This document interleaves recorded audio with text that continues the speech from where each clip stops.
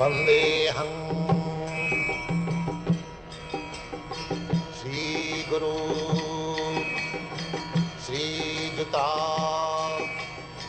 पदकमलं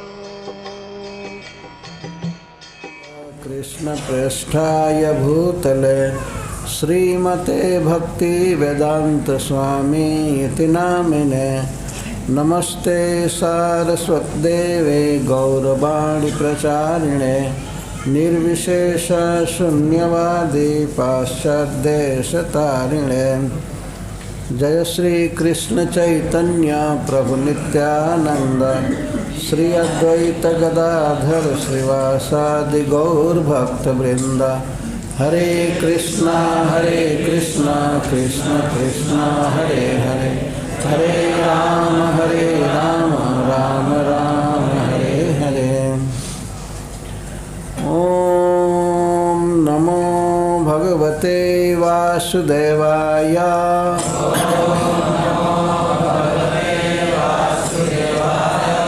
ओम नमो भगवते वासुदेवाय।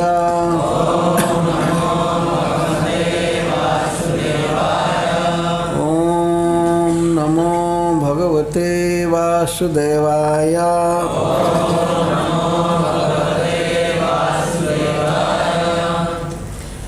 भवापवर्गः भ्रमतः जदा भवेत् जनस्य तर्हि अच्युत सत् समागमः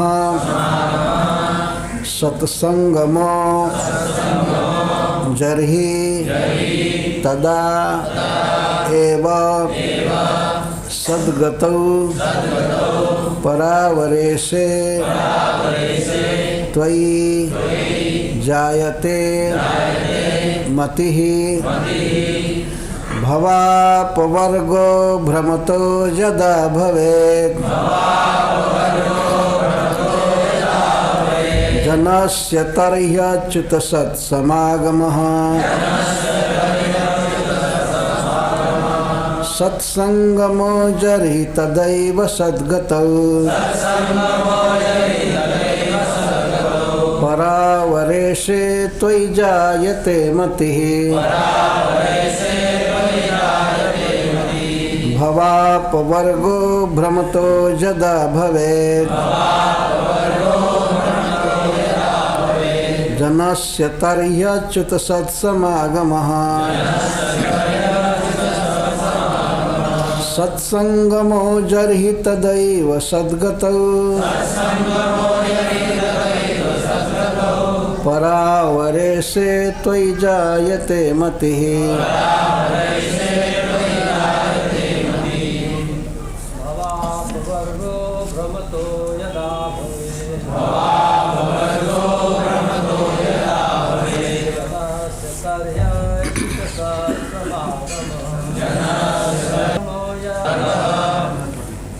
संसार बंधन से मुक्ति। भ्रमतः संसार चक्र में भ्रमण करते हुए जीव का जदा जब भवेत होता है, होने का अवसर आता है। जनस्य जन्म मृत्यु में फंसा हुआ है जीव का। तरहि तभी अच्युत हे अच्युत सत्समागमः साधु संग होता है। सत्संगमो जर्हि और जब साधु समागम होता है तदैव तभी सद्गतौ संतों की एकमात्र गति आप में परावरे से पर और अवर के ईश्वर आप में त्वयि आप में जायते उत्पन्न होती है मति ही मति अथवा रति पाठ भी भेद है रति। हे प्रभु, हे अच्युत, हे परम पुरुष, जब अनेक ब्रह्मांडों में भ्रमण करने वाला व्यक्ति संसार से मुक्ति पाने का पात्र बनता है तो उसे भक्तों की संगति करने का अवसर प्राप्त होता है। जब वह भक्तों की संगति करता है तो आपके प्रति आकर्षण जागृत होता है। आप भगवान हैं, परम भक्तों के चरम गंतव्य हैं और इस ब्रह्मांड के स्वामी हैं।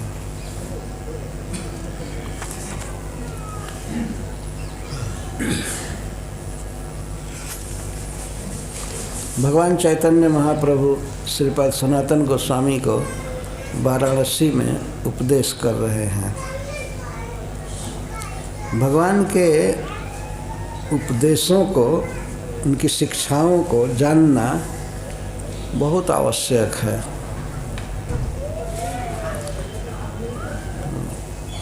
इसलिए विस्तार से सब शिक्षाएं दी गई हैं। तो सर्वप्रथम भगवान चैतन्य महाप्रभु ने संबंध तत्व का विश्लेषण किया और इस अध्याय में वे अभिधेय का वर्णन कर रहे हैं और 23वें अध्याय में प्रयोजन का वर्णन करेंगे।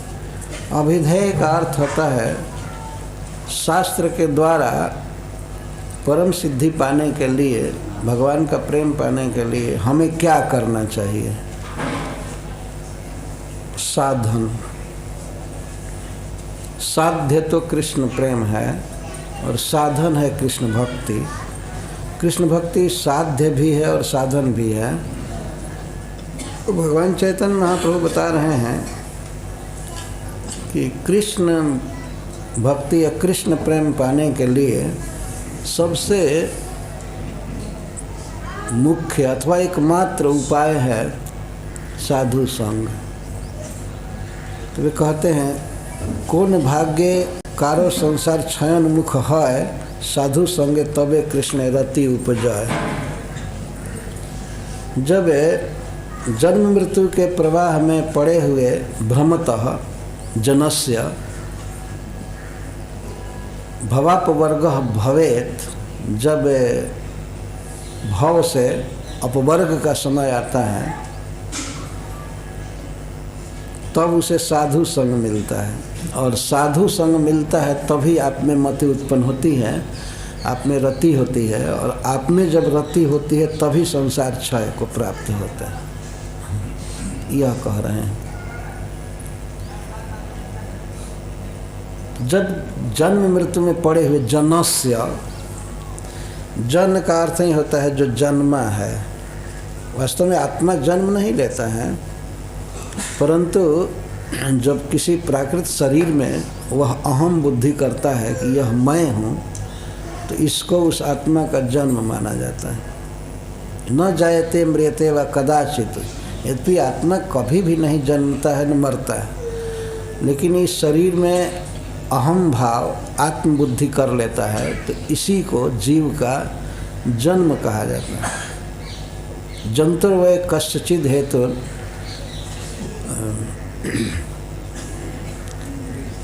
मृत्यु अत्यंत विस्मृति। इस शरीर को जब पूर्ण रूप से जीव भूल जाता है तो इसी को आत्मा की मृत्यु कहते हैं। लेकिन आत्मा मरता नहीं है और इसको आत्मभाव से जब याद रखता है, इसी के योगक्षेम की चिंता करता है, तो इसको आत्मा का जन्म कहते हैं। तो संस्कृत में इस प्रकार के भाव वाले जीव को जन कहा जाता है, जन। और वैसे बहुत प्रचलित अर्थ में जन का अर्थ होता है भगवान का व्यक्ति। जन, कभी कभी ऐसे शब्द का प्रयोग कर दिया जाता है। लेकिन यहाँ पर जन का अर्थ है जन्म मृत्यु में पड़ा हुआ जीव, और भ्रमतः इस जोनि से उस जोनि में भ्रमण कर रहा है, घूम रहा है। तो जब उसके भवापवर्ग का समय आता है तब उसे साधु संग मिलता है। ये कि यहाँ पर प्रश्न हो सकता है, उसके संसार बंधन के टूटने का समय आता है तब साधु संग मिलता है, और साधु संग से कृष्ण में रति उत्पन्न होती है, और कृष्ण रति से संसार क्षय हो जाता है।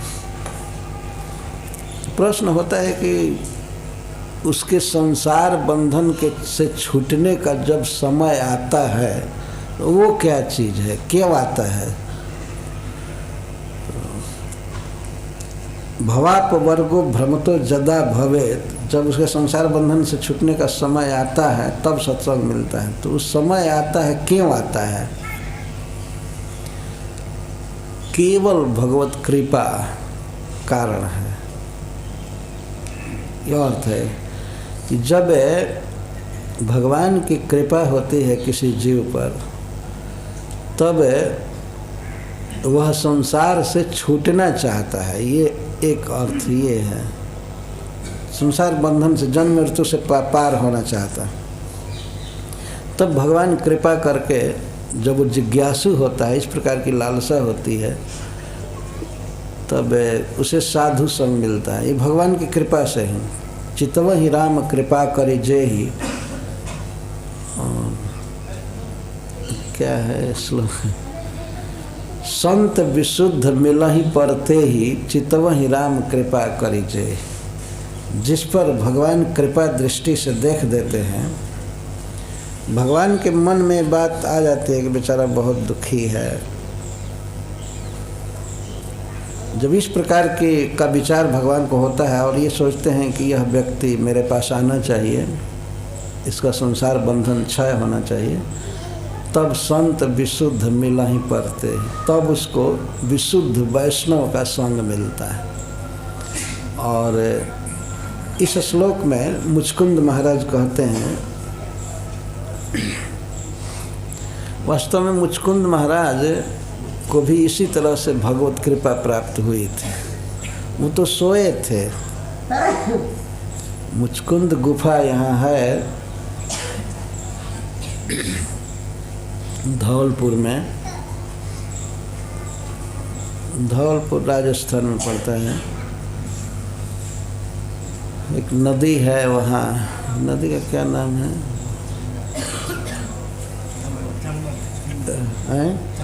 चंबल, चर्मणवती उसका नाम है नदी का, संस्कृत में दिया गया, भागवत में चर्मणवती, तो उसका नाम है चंबल। तो चंबल नदी के तट पर मुचकुंद गुफा है।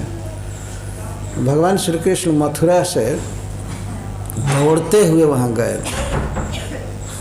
ऐसे में नाटक कर रहे थे कि काल जवन के भय से भाग रहे हैं, लेकिन वास्तव में वे दौड़ करके गए, जैसे कोई गाय अपने बच्चे के तरफ स्नेह से दौड़ती है, उस तरह से दौड़ करके भगवान मुचकुंद महाराज के पास गए। वे सो रहे थे।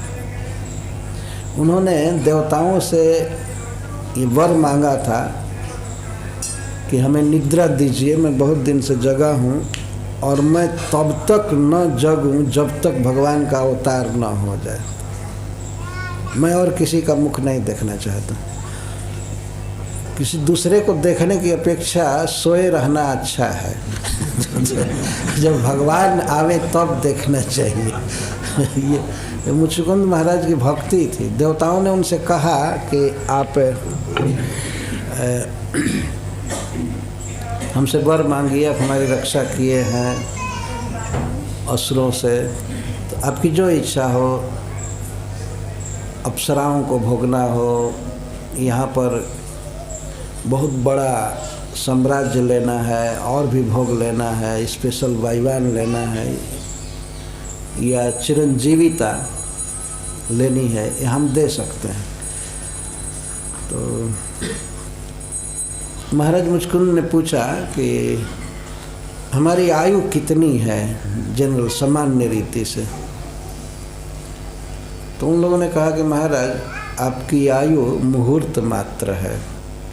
यहाँ मुहूर्त मात्र का अर्थ है 2.5 घंटा,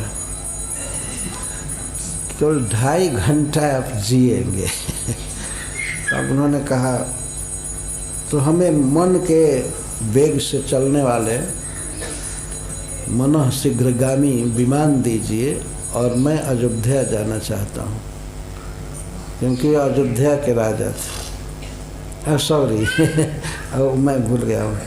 हाँ, तो उन लोगों ने जब इनसे कहा मुचकुंद महाराज से कि हमसे राज मांगिए, तो इन्होंने कहा कि अच्छा ये बताइए आप मुक्ति दे सकते हैं, भगवान के धाम में जाने की अनुमति दे सकते हैं? तो उन्होंने कहा सॉरी ये हम नहीं दे सकते। एक मुक्ति के अलावा, वैकुंठ जाने के अलावा और जो भी भोग है आप मांगिए, हम देंगे।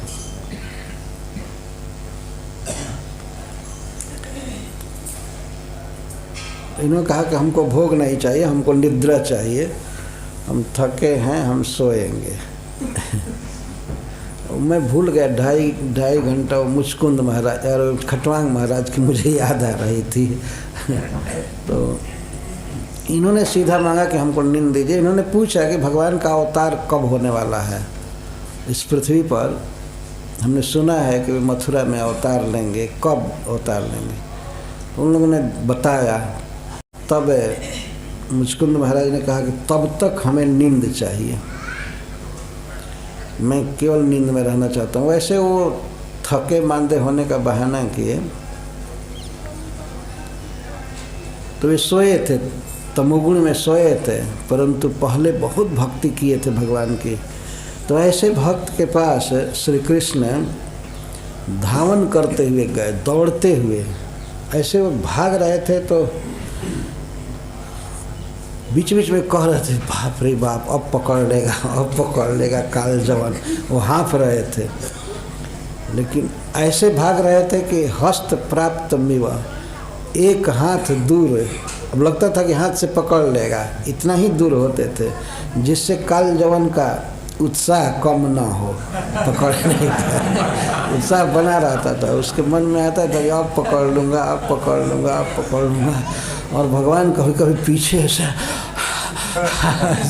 हाँफते हुए भाग रहे थे, बाप रे बाप। भगवान की ये छवि अद्भुत है। तो इस तरह से भाग रहे थे, भागते भागते हुए मुचकुंद गुफा में गए और गए तथा वहाँ जा कर के मुचकुंद जी को अपना पीताम्बर ओढ़ा दिए। अपना जो पीताम्बर ओढ़े थे बहुत दूर भाग गए, उससे एक हाथ से ज़्यादा दूर गुफा में। लेकिन इतना तो उसको आश्वासन हो गया कि गुफा में आया है, यहीं कहीं है। साला इतना दूर हैरान किया और यहाँ लाया। तो वो इस तरह से बहुत क्रोध में था। तब तक भीतर गुफा में गया। कुछ दूर जाने के बाद देखा कि वो अपना दुपट्टा ओढ़कर सो रहा है। देखो इसका नाटक। और वो तो मुचकुंद महाराज थे। तो उसने कहा इतना दूर हैरान करके और यहाँ पर तुम सो रहे हो, दुष्ट, उठो उठो, अब तुमको मैं मारूंगा। वो पैर से उन पर मारा। तो देवताओं ने पहले से ही वर दिया था, यदि बीच में आपको कोई जगा देगा तो जल कर राख हो जाएगा। देवताओं का वरदान था। और भगवान काल जवन को भस्म करने के लिए भिड़े गए। तो वो जगे तो भगवान का दर्शन नहीं मिला, इस दुष्ट राक्षस का दर्शन मिला। उनको बहुत क्रोध आया। सवेरे इतने वर्षों के बाद जगने के बाद इसका दर्शन हुआ तो उनको बहुत क्रोध हुआ। कौन है? क्रोध होते ही उनके आँखों की दृष्टि से उसके शरीर में आग लग गई और जल करके राख हो गया। वो बेचारा ये भी नहीं जाना मैं क्यों मर गया, क्यों जल गया। जल कर राख हो गया। मुचकुंद महाराज बहुत चिंता में पड़े, ये बेचारा कौन आया, कैसे मर गया। मतलब वो तो देवताओं का वरदान था। फिर सोचने लगे कौन है, कहाँ से आया था, इसका दुर्भाग्य, इसका प्रारब्ध कहाँ से खींच लाया। मैं तो एकांत में इस गह्वर गुफा में सो रहा था। तब तक इसके बाद उस गुफा को प्रकाशित करते हुए सूर्य के समान तेजस्वी भगवान प्रकट हुए, 4 भुजा में मुचकुंद महाराज के सामने प्रकट हुए। उनको देखते ही मुचकुंद महाराज खड़े हो गए और प्रणाम किए। कहने लगे कि आप कौन हैं, इस गुफा में, इस कठोर पर्वत पर आप आए हैं, पर्वत में प्रवेश किए हैं, आपके कोमल कोमल चरण हैं, ऐसे चरण कमल से आप इस कंटकमय मार्ग में कैसे आए? क्या आप अग्निदेव हैं या भगवान सूर्य हैं? ये फिर स्वयं कहते नहीं नहीं नहीं, हमने तो सबको देखा है, किसी में ऐसा तेज नहीं है। कहीं आप हमारे इष्ट देव भगवान नारायण तो नहीं हैं? इस तरह से प्रश्न करती है। कहीं आप हमारे प्रभु इष्ट देव भगवान तो नहीं हैं? तब भगवान ने कहा कि महाराज, मैं वसुदेव जी का पुत्र हूँ, इसलिए मेरा नाम वासुदेव है। अच्छा, और मेरी जन्मभूमि है मथुरा। भगवान एकदम सामान्य मनुष्य के भाव में बोल रहे। उन्होंने पूछा मुचकुंद महाराज ने कि आप अपना जन्म स्थान बताइए, अपना गोत्र बताइए, मतलब अपने पिताजी का नाम, और आप अपने कुछ कर्म बताइए, आप कौन हैं? तो भगवान ने कहा, अपना परिचय इस तरह से दिया, मैं मथुरा का हूँ, ब्रजवासी हूँ, मथुरा में मेरा जन्म हुआ है और मेरे पिता का नाम वसुदेव है, इसलिए मेरा एक नाम वासुदेव भी है। ऐसे महाराज मेरे जन्म और कर्म में गिना नहीं जा सकता है। भगवान कहते हैं कि पृथ्वी को आटा बना करके, डस्ट बना करके इसको गिनना चालू किया जाए तो हो सकता है कि इसको गिन कर शेष किया जा सकता है, लेकिन मेरे अवतार और मेरे जन्म और कर्म अनंत है, मैं कौन कौन बताऊं? तो मुचकुंद महाराज ने कहा कि 2-4 बताइए। 2-4 जन्म कर्म बताइए। तो भगवान ने कहा कि हाँ, मेरा जन्म यहाँ हुआ है और मैं ब्रह्मा जी की प्रार्थना से इस पृथ्वी पर जन्म लिया हूँ। यह कहना ही पर्याप्त था। ब्रह्मा जी की प्रार्थना से मैं अवतार लिया हूँ और मेरे द्वारा कुछ कर्म हुआ। भगवान ये नहीं कह रहे मैं किया, बोलने में बड़े सुशील है भगवान। मेरे द्वारा ये कर्म हुआ। क्या क्या कर्म हुआ? आपने सुना होगा कंस बहुत प्रतापी राजा था, उसका भी वध हुआ। भगवान ऐसे बोल रहे, मैंने किया नहीं कह रहे, उसका वध हुआ। और कंस, चारुण, मुष्टिक, चारुण आदि पहलवान मारे गए। और भी भगवान ने कहा कि गोवर्धन धारण भी किया गया। इसके बाद और क्या क्या मैं गिना। और अंत में कहते हैं कि यह एक असुर काल जवन, यवन था, काला था इसलिए उसको काल जवन कहते हैं। काला यवन था, पता नहीं कहाँ का मुसलमान था, तो काल यवन। तो वो ये आपके नेत्र द्वारा भस्म कर दिया। भगवान ने नहीं कहा कि मैं मारा, ये तो आपके द्वारा मारा गया। तो मुचकुंद महाराज सोचे नहीं, हमने कैसे मारा, ये तो देवताओं का वरदान था। भगवान ने उसका परिचय दिया कि ये है वो है। इसके बाद श्री मुचकुंद महाराज भगवान की स्तुति कर रहे हैं, अपना हो भाग्य कहते हुए स्तुति कर रहे हैं। जो उसी स्तुति में ये श्लोक बोले हैं। इस प्रकार उन पर कृपा हुई है भगवान कृष्ण की। वे सो रहे थे पर भगवान अत्यंत स्नेह से उनके पास गए। वास्तव में वो काल जवन के कारण नहीं भागे थे, काल जवन को तो कैसे भी मार सकते थे, लेकिन मुख्य कारण था अपने भक्त को दर्शन देना। जो भक्त सोया हुआ है उसको दर्शन देना, और जो जगे रहते हैं और भक्ति नहीं करते हैं, दूसरे देवता आदि की आराधना करते हैं, तो उनके पास कृष्ण नहीं जा सकते हैं। और भक्त है, पहले की भक्ति किया है, तो सोया भी रहे तो उसके पास भगवान दौड़ते हुए चले जाते हैं। यह है भगवान की दया। भगवान कभी भी अपने भक्तों के द्वारा की गई सेवा को, भजन को भूल नहीं सकते। बाद में भगवान ने कहा है कि महाराज, आपने मेरे दर्शन के लिए प्रचुर साधन किया था, मनोरथ किया था, आप मेरे भक्त हैं, बहुत भक्ति किए थे, इसीलिए मैं आपके पास आया। तो ऐसे सोए हुए भक्त पर भगवान की ऐसी कृपा हो जाए तो क्यों नहीं भक्त कहेगा कि आपकी कृपा से ही ऐसा होता है। तो जब भगवान कृष्ण की कृपा होती है किसी पर कि यह संसार बंधन से मुक्त हो जाए, मुझे प्राप्त कर ले, तो उसे साधु संग देते हैं। और जब साधु संग होता है, भक्त का संग होता है, तभी त्वयि मति जायते, तभी आप में मन लगता है। ये सिद्धांत है। संसार भ्रमिते कोने, तो आगे का है, कृष्ण यदि कृपा करें कौन भाग्यवाने, गुरु अंतर्जामी रूपे सिखाया आपने। कृष्ण जब किसी जीव पर कृपा करते हैं तो दो तरह से वे सिखाते हैं उस भक्त को अपने बारे में। एक तो अंतर्जामी रूप से, परमात्मा रूप से भीतर हृदय में कृष्ण बैठे हैं, वो ज्ञान देते हैं, और बाहर से वैष्णव और गुरु के रूप में ज्ञान देते हैं। दो तरह से हेल्प करते हैं।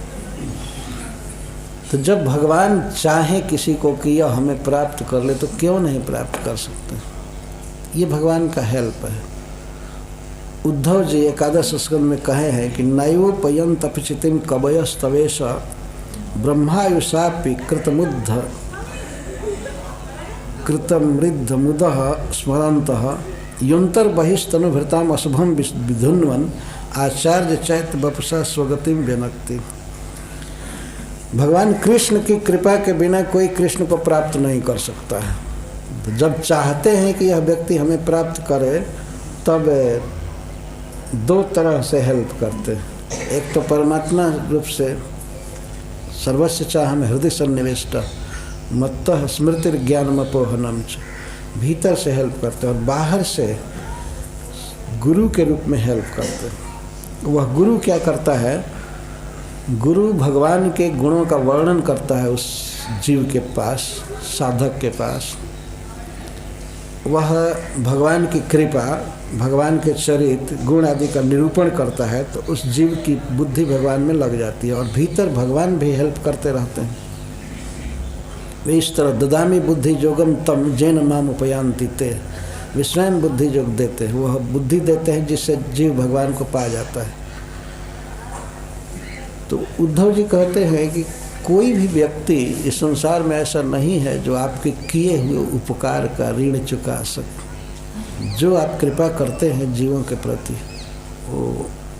वो ऋण है। उस ऋण से कोई अपचिति ऋण नहीं हो सकता है। यह है भक्ति, भगवान के कृपा की हमेशा याद करना, और इस तरह भगवान के प्रति कृतज्ञ होना कि प्रभु हमें बहुत दे रहे हैं, बहुत कर रहे हैं। गोस्वामी तुलसीदास जी विनय पत्रिका में एक पद में कहते हैं, कोटिन मुख कही जात न प्रभु के एक एक उपकार। भगवान जो जीवों का उपकार कर रहे हैं, करोड़ों मुख भी मिले किसी व्यक्ति को, तब भी उनके एक उपकार का भी निरूपण पूरा नहीं किया जा सकता। तो करोड़ों उपकार किए हैं, लेकिन कोटिन मुख कही जात न प्रभु के एक एक उपकार। तदपि नाथ कछु और मांगे हों दीजय परम उदार।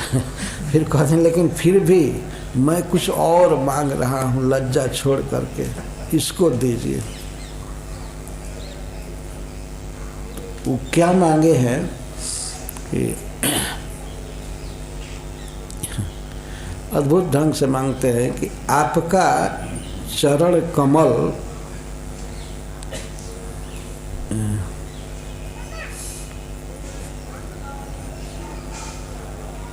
बंसी बंसी का उदाहरण देते हैं। जैसे कोई व्यक्ति बंसी लगाता है, मछली मारने वाला यंत्र होता है ना, बंसी कहते हैं उसको, बंसी कहते हैं हिंदी में। तो पानी में डालता है और मछली उसके लोभ से उस बंसी को खाता है। उसमें लोहे का कांटा, लोहा का कंटक होता है, उसके मुख में गड़ जाता है और गड़ जाने के बाद वो निकाल ही लेता है व्यक्ति उस मछली को। वो जो मछली खींचती है तो वो इंडिकेटर बताता है कि डूब रहा है, तो तुरंत खींच लेता है। आपने देखा होगा, या हो सकता है कुछ लोग मारे भी होंगे मछली। गोस्वामी तुलसीदास जी कहते हैं, परम प्रेम मृदुचार, हे राम मेरा मन जो है वो मछली की तरह इस विषय नदी में डूबा हुआ है, विषय भोग में डूबा हुआ है। इसको आप अपने चरण कमल के बंसी से पकड़ लीजिए और परम प्रेम मृदुचार, प्रेम का चारा डालिए। आप हमसे थोड़ा सा प्रेम कीजिए और अपने आपके चरण कमल में अंकुश है भी, अंकुश रहता है वज्र, उससे हमारे मन को खींच लीजिए। मतलब हमारा मन केवल आपका चिंतन करे। ये बहुत कठोर दृष्टांत है, लेकिन गोस्वामी तुलसीदास जी ऐसे कहे हैं। यही मांग रहा हूँ कि मेरा मन आपके चरण कमल के अलावा कहीं न जाए, इतना और कृपा कीजिए। मनुष्य शरीर दिए, सब दिए। यदि वास्तव में मनुष्य शरीर पा करके कोई व्यक्ति भगवान का भजन नहीं करता है तो उसके विषय में कहा गया है कि वह व्यक्ति सोने के हल में, हल जानते हैं ना, सोना के हल में कामधेनु नाद करके और खेती किया, और खेती में क्या डाला, विष का बीज डाला। इस तरह से इतना सुंदर अच्छा मनुष्य शरीर मिला है जिसमें कृष्ण को आसानी से समझा जा सकता है, प्रेम किया जा सकता है। लेकिन ऐसा शरीर पा करके विषय भोग में लगा है तो वह सोने के हल से जमीन जोता और गंगा के जल से सिंचाई किया, और हल में कौन लगे हैं, कामधेनु।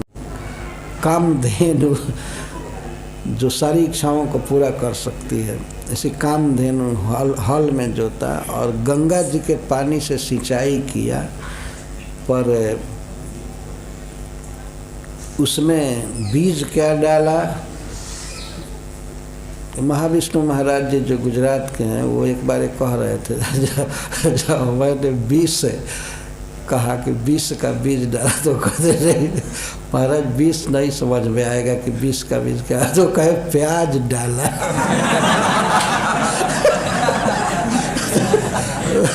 प्याज उत्पन्न किया। ये तो कुकर सुकर जोनियों में भी सबको मिलता है, किसी को छूना, देखना, खाना पीना, भोग करना, तो शुकर को करा दी जोनियों में मिलता है। मनुष्य शरीर इसके लिए नहीं है। मनुष्य शरीर कृष्ण को समझने के लिए और उनसे प्रेम करने के लिए। तो भगवान ने से उद्धव जी ये बात कहे हैं कि आपने जो उपकार किया है जीवों का, जो कर रहे हैं क्षण क्षण में, इसका ऋण कोई नहीं उतार सकता। ब्रह्मायुषापी, यदि ब्रह्मा जी के समान लंबी आयु मिले, उतने वर्षों तक भी कोई आपके उपकार का बदला चुकावे फिर भी नहीं चुका सकता है। इतना उपकार है भगवान कृष्ण का। व्यक्ति ये सोचता है कि संसार में कोई हमारा ये उपकार किया है, ये उपकार किया है, ये उपकार किया है, ये उपकार किया।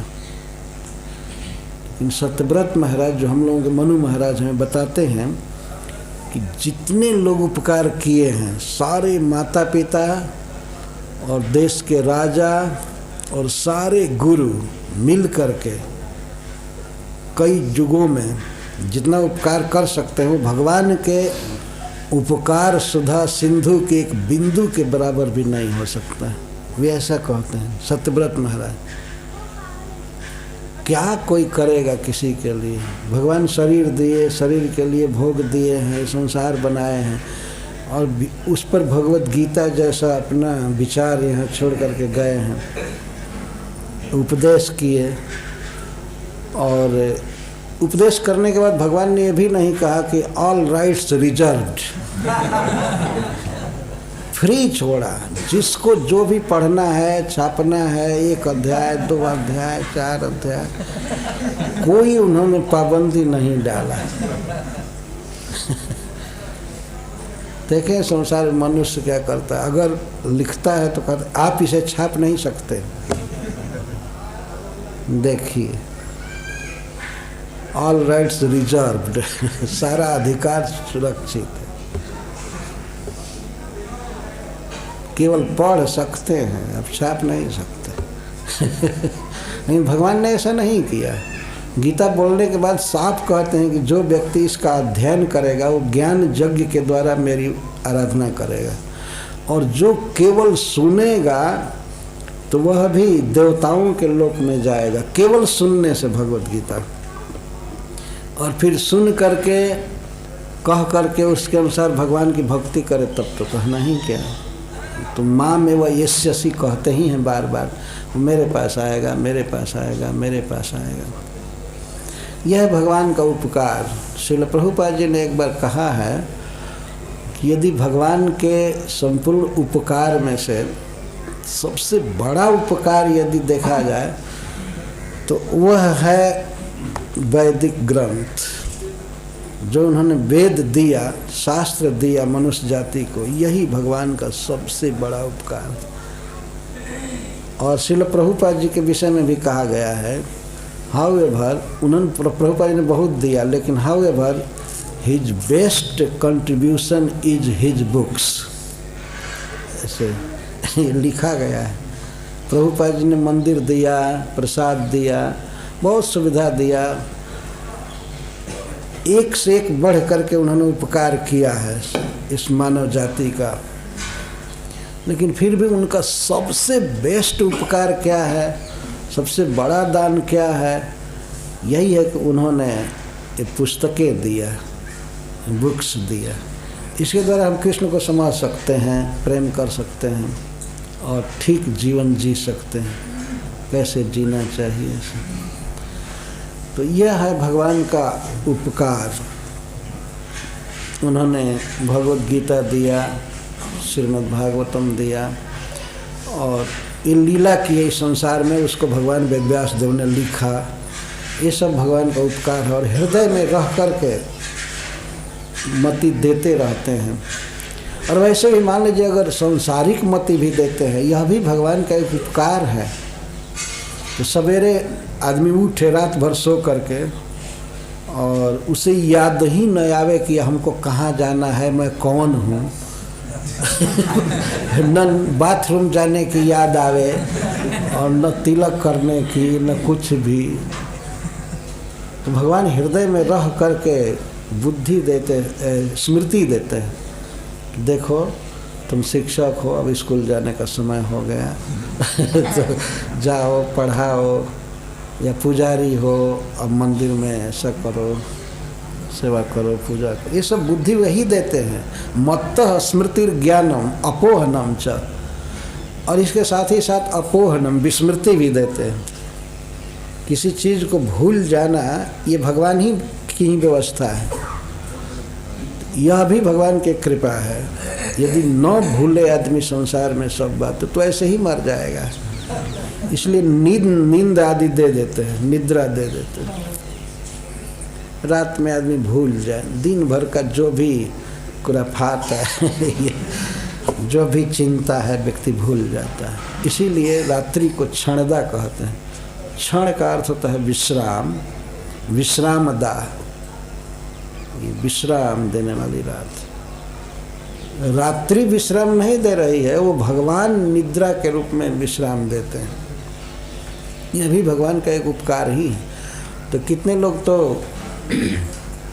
सो नहीं पाते, नींद हराम हो जाती है, कहते नींद हराम हो गई है, तो उसके लिए टैबलेट खाओ, ये करो ये करो ये करो। एक बार एक व्यक्ति हमसे पूछ दिया कि तो उन लोगों पर भगवान क्यों नहीं कृपा करते, क्यों नींद नहीं देते हैं? मैंने कहा कोई गलती किए होंगे जिससे भगवान नींद नहीं देते हैं। और क्या गलती किए ये कौन ब्यौरा रखे? तो भगवान जानते हैं कि क्यों नहीं नींद देते हैं, लेकिन वो जो करते हैं उचित करते हैं। तो श्री कृष्ण का यह सब उपकार है। साधु संगे कृष्ण भक्त श्रद्धा यदि है, भक्ति फल प्रेम है संसार जाए छाय।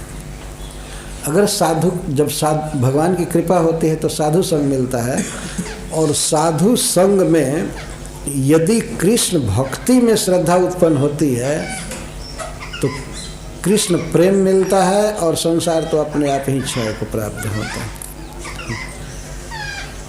तो साधु संगे यदि कृष्ण भक्ति श्रद्धा है, साधु संग में यदि कृष्ण भक्ति में श्रद्धा हो तो कभी कभी लोग साधु संग का अर्थ नहीं समझ पाते हैं। साधु संग क्या है और उसका क्या परिणाम होना चाहिए? तो साधु संग कृष्ण भक्त यदि श्रद्धा है, साधु के संग से यदि कृष्ण के भक्ति में श्रद्धा है, कृष्ण के श्रवण कीर्तन में, नाम जप में, भगवान की पूजा में, भगवान के धाम की यात्रा में, परिक्रमा में, खासकर श्री विग्रह की सेवा और नाम संकीर्तन आदि में जब श्रद्धा होती है तब कृष्ण प्रेम उत्पन्न होता है। ऐसा नहीं समझना चाहिए कि साधु कोई शक्ति संचार कर दिया, छू दिया किसी को या देख दिया बस प्रेम उत्पन्न हो गया। साधु संगे कृष्ण भक्त यदि श्रद्धा है, यदि कृष्ण भक्ति में श्रद्धा हो, कृष्ण भक्ति करेगा तब उससे कृष्ण प्रेम मिलता है और संसार बंधन तो नष्ट हो ही जाता है। ये उपाय है। तो अब समझ लेना चाहिए कि साधु कौन है। साधु के संग से यदि कृष्ण भक्ति में श्रद्धा हो तो इसका मतलब कि वह फर्स्ट क्लास का कृष्ण भक्त है। कृष्ण भक्त ही साधु कहलाता है। कृष्ण भक्ति के अलावा और कोई भी चिन्ह हो उससे उसको साधु नहीं कहा जा सकता है। चाहे कुछ भी हो, चाहे वो कांट पर सो रहा हो कांटे पर सो रहा हो, चाहे वो खड़ा केवल रह रहा हो, वो सोता ही नहीं है, दिन भर रात भर खड़ा ही रहे, अथवा खूब अच्छा गेरुआ कपड़ा पहना है, या दाढ़ी खूब बढ़ाया है, या जटा बढ़ाया है, नख बढ़ाया है। कई प्रकार से लोग ऐसा समझते हैं कि साधु का ये मतलब होता है। जिनके नख और जटा विशाला सो तापस प्रसिद्ध कलिकाला। गोस्वामी तुलसीदास जी कहते हैं कि कलयुग में जिसका नख खूब बढ़ा रहता है, सुरपड़ंखा हो जाता है, और जिसकी जटाएं बड़ी रहती हैं, बांधे रहता है, उसको लोग कहते हैं महातपस्वी है। कलयुग में ऐसे तपस्वी का तपस्या ये नहीं है। तपस्या वही तपस्या सार्थक है वास्तव में जो कृष्ण की भक्ति करने में तपस्या की जाए। जैसे रात्रि के शेष भाग में निद्रा छोड़ देना, किसके लिए? भगवान का दर्शन करने के लिए, मंगला आरती में भाग लेने के लिए। यदि कोई निद्रा छोड़ रहा है तो इसको तपस्या कहेंगे। और वाणी का तप, जैसे भगवान ने गीता में बताया है, अनुद्वेग कर्म वाक्यम सत्यम प्रिय हितम त्यजत। किसी को दुख देने वाली वाणी न बोले, ऐसे खुल करके भगवान यहाँ नहीं बोल रहे हैं। वास्तविक बात है कि मेरा कीर्तन करे हमेशा, वो चैतन्य महाप्रभु ने बताया है। गीता में भगवान उतना खुल कर नहीं बताए हैं जितना वो चैतन्य महाप्रभु के रूप में बताए हैं। पर कंट्रोल करने की बात कर रहे हैं कि अनुद्वेग कर्म वाक्यम, दूसरे किसी भी जीव को दुख देने वाली बात या उसका अहित करने वाली बात नहीं बोलनी चाहिए, अप्रिय वचन नहीं बोलना चाहिए। वाणी पर जो नियंत्रण रखे यह बड़ी भारी तपस्या है। और सबसे ऊंची तपस्या वाणी की ये है कि वाणी से हमेशा भगवान के गुण, नाम, चरित्र आदि का ही वर्णन करे। जब तक जिंदगी है तब तक भगवान का ही वर्णन करना चाहिए। वास्तव में मृत्यु के समय अंत में ये सब रिकॉर्ड देखा जाएगा कि इसने कितना नाम का उच्चारण किया है। ये भगवान के भक्त लोग सब ब्यौरा देखते हैं कि इस व्यक्ति ने जिंदगी में कितना नाम का उच्चारण किया है, तो अपना रिकॉर्ड बढ़ाना चाहिए। 24 घंटा आदमी भगवान का नाम बोलता रहेगा तब अच्छा होगा।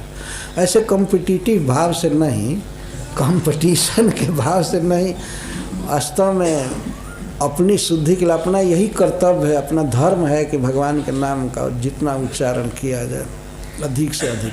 हरे कृष्णा कृष्णा कृष्णा हरे हरे, हरे राम राम राम हरे हरे। तो वाणी को इस तरह से भगवान के नाम में रखा जाए, ये है सर्वश्रेष्ठ तपस्या। और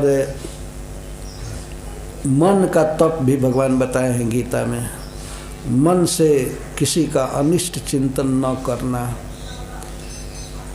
किसी का अनिष्ट चिंतन न करना, सदा साधु भाव रखना, सच्चा भाव के जगत का उपकार हो, सभी सुखी रहे। सर्वे भवन्तु सुखिनः, सर्वे सन्तु निरामया, सर्वे भद्राणि पश्यन्तु, माँ कश्चित् दुख भाग भवेत्। कोई एक व्यक्ति भी दुख का भागी न हो, हे भगवान सब सुखी हो जाए, सब सुखी हो जाए। मन में ये भाव रखना चाहिए, सभी कृष्ण की भक्ति करें, सभी निरोग रहें, सभी सुखी रहें, किसी को दुख का दिन न देखना पड़े। सर्वे भद्राणि पश्यन्तु, इस प्रकार के विचार मन में हो हमेशा। जैसे रंती देव महाराज का था। रंती देव महाराज भगवान से ये वर मांगे कि मुझे ऐसी शक्ति दीजिए कि मैं सबके हृदय में बसूं, सबके हृदय में, मनुष्य ही नहीं सभी प्राणियों के हृदय में मैं बसूं, और उनको जो दुख होने वाला है वो मैं अकेले भोग जाऊं, मैं अकेले भोगूं और सब केवल सुख भोगें। कितना उन्नत विचार है। आज के युग में कुछ ऐसे आदमी हैं सोचते हैं दुनिया का सारा भोग मैं भोगूं, बाकी सब मारे, यही सोचते हैं। ये बहुत नीच विचार है वास्तव में। और वैसा चाहने से सुख नहीं मिलता है। जब व्यक्ति दूसरों को सुख देना चाहता है तो भगवान उसे अपने आप सुख देते हैं।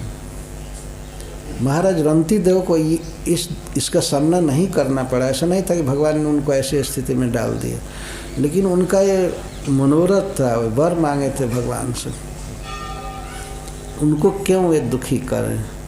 अन्य प्राणियों को सुखी करेंगे भगवान, लेकिन रंती देव महाराज को दुख में डाल करके नहीं। तो इस प्रकार से भगवान ने ये वर्णन किया है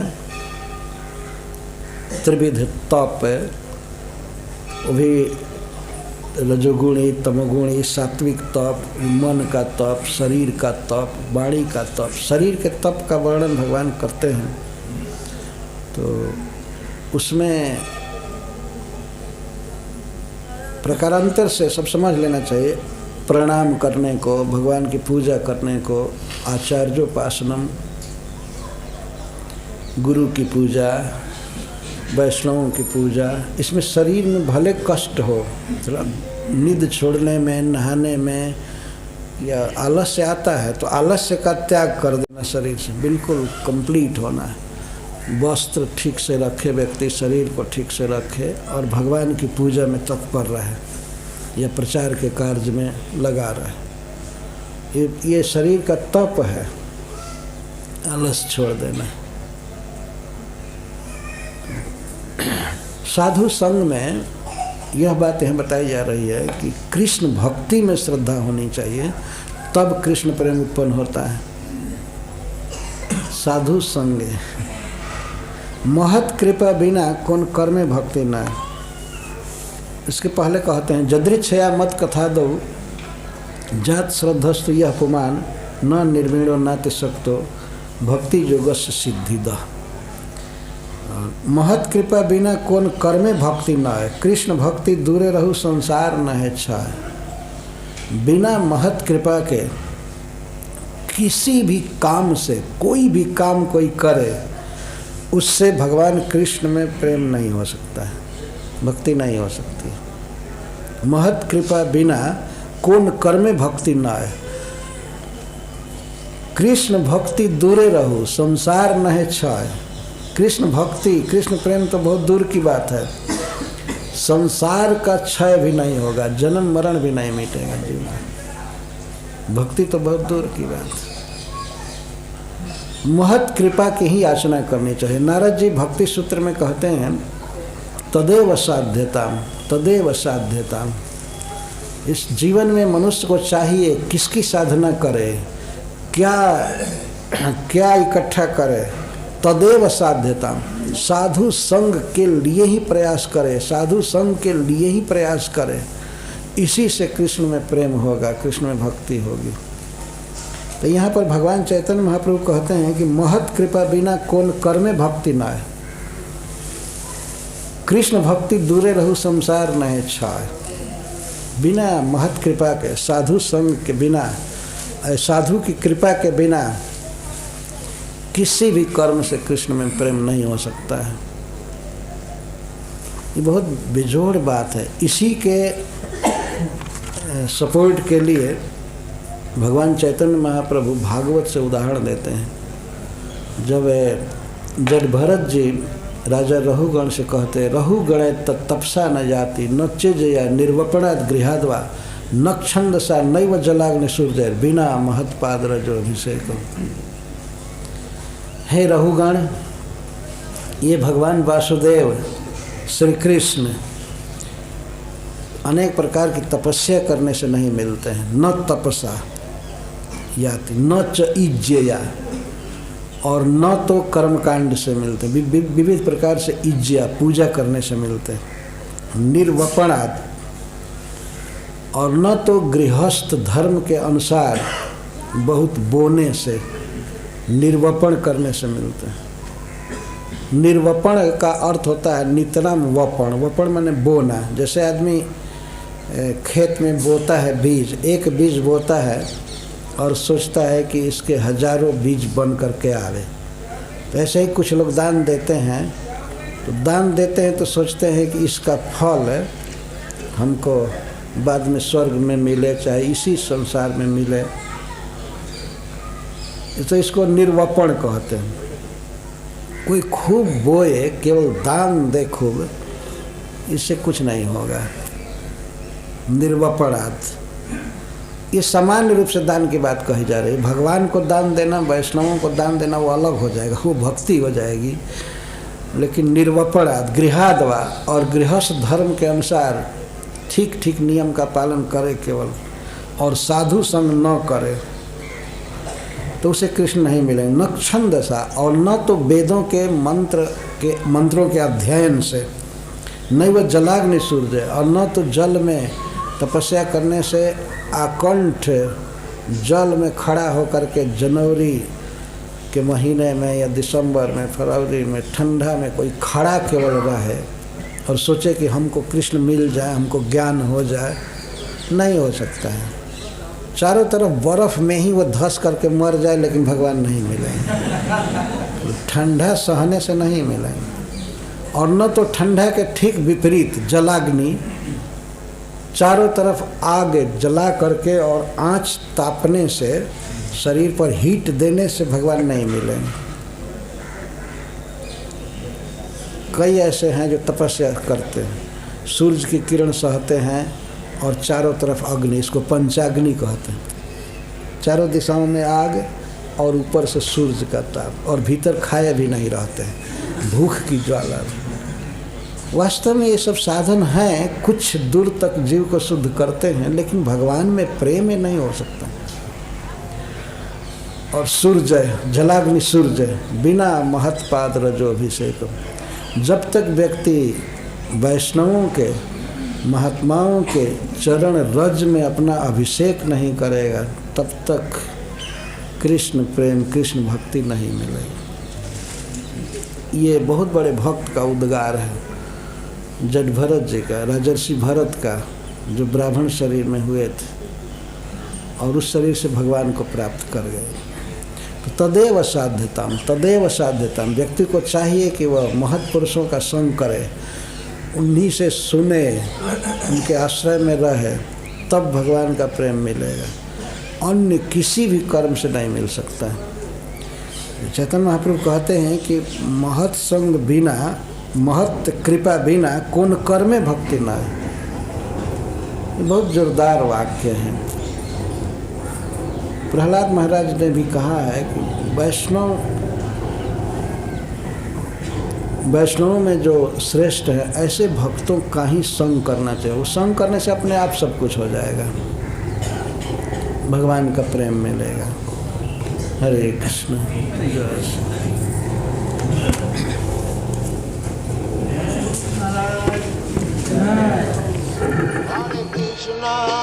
Hare Krishna, Krishna Krishna, Hare Hare, Hare Rama, Rama Rama, Hare Hare. Hare Krishna, Krishna Krishna, Hare Hare, Hare Rama, Rama Rama, Hare Hare. Hare Krishna, Krishna Krishna, Hare Hare, Hare Rama.